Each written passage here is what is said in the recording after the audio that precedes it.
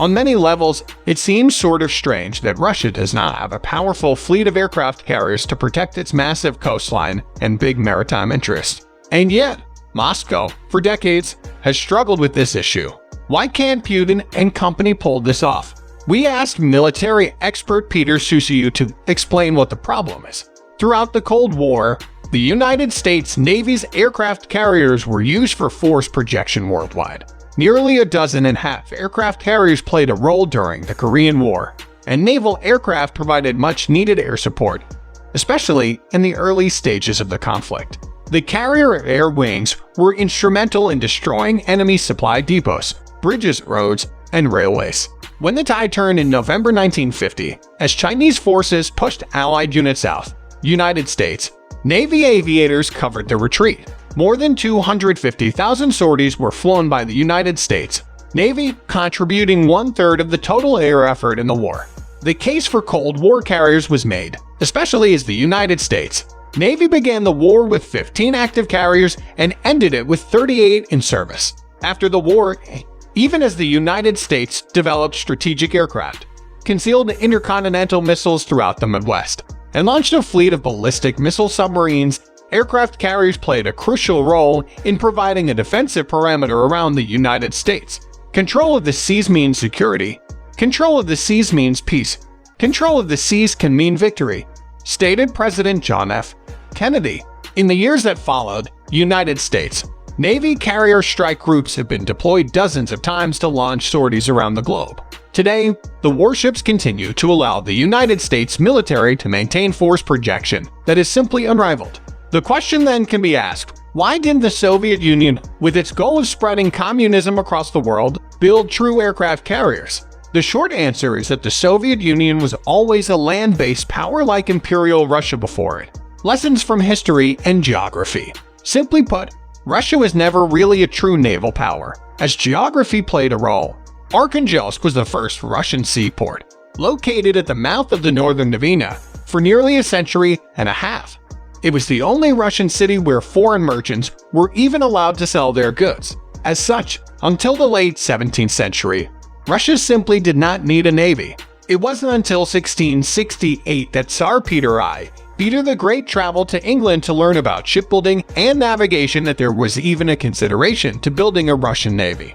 King William Roman III of England welcomed the opportunity as a way to increase trade with Russia and provided Peter with assistance. When Peter the Great returned to Russia, a large shipbuilding program was established, and in 1703, a fleet was founded in the Baltic Sea. In the early years, Britons often built, maintained, and served on the ships. Russians, like the Ottomans before them, had to learn how to be a seafaring people. An issue still was that Russia lacked ports, and this only changed after St. Petersburg was also founded in 1703 and became the new Russian capital. It was another 80 years until the forces of Catherine the Great annexed the Crimean Khanate and captured the Turkish city of Akshire. Renamed Sevastopol, it soon became the home of Russia's fledgling Black Sea Fleet. Likewise, a Pacific fleet was founded after the establishment of the far eastern city of Vladivostok in 1859. Yet, throughout the 19th century, Russia never became a major naval power due to the fact that it lacked a true warm water port with access to the open sea. Even with control of the Baltic states, Russia's warships had to traverse the Danish Straits to reach the North Sea, while the Black Sea Fleet was essentially hedged in by the Turkish control of the Bosporus Straits. Little had changed even in the Soviet era.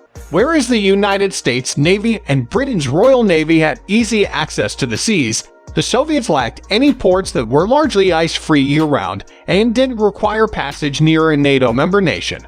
In addition, the Soviet Union largely lacked friendly ports around the globe. Poor naval history.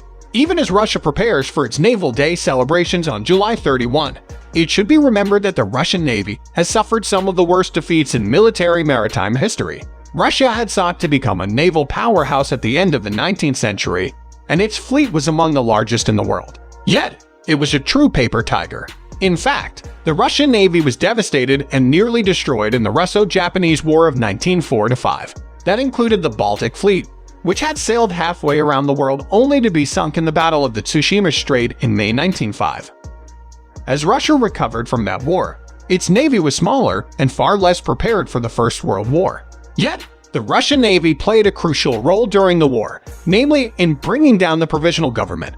The October Revolution unofficially began when the Russian Imperial Navy cruiser Aurora and her predominantly Bolshevik crew refused to take to sea and instead fired the shot that initiated the storming of the Winter Palace in St. Petersburg. The workers' and peasants' Red Navy was essentially a shell of the former Russian Imperial Navy, but it steadily grew in size and played a crucial role during the Second World War, also known as the Great Patriotic War. After that war, it was renamed the Naval Fleet of the USSR, and its main objectives during the Cold War were interceptions of NATO convoys and the targeting of U.S. aircraft carrier battle groups, which were largely viewed as a national security threat that could launch an attack quickly and deeply into Soviet territory.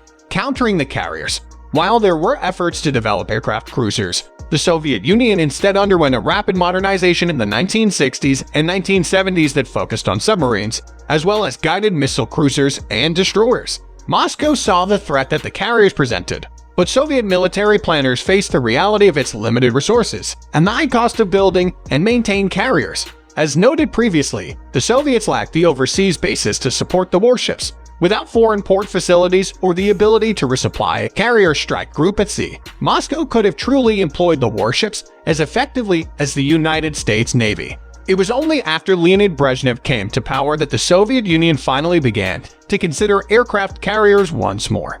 It eventually launched a total of 2 Moskva-class helicopter carriers, one in 1965 followed by another in 1968. The first Soviet aircraft carrier to support fighter jets, the Kiev class, was only launched in 1975. It was a race that was already long lost, as the United States Navy's carrier efforts dated back to 1910.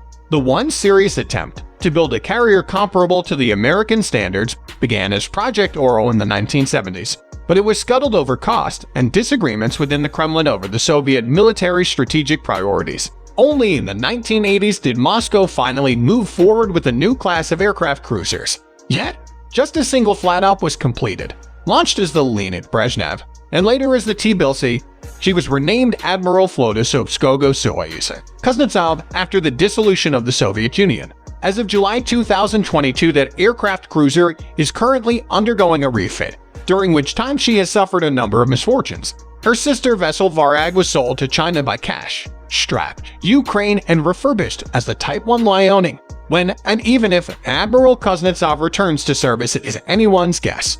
But as Russia is now engaged in a seemingly unwinnable war in Ukraine, it is clear once again that Moscow will never be a true naval power. More importantly, it is also a regional nation with little need for aircraft carriers.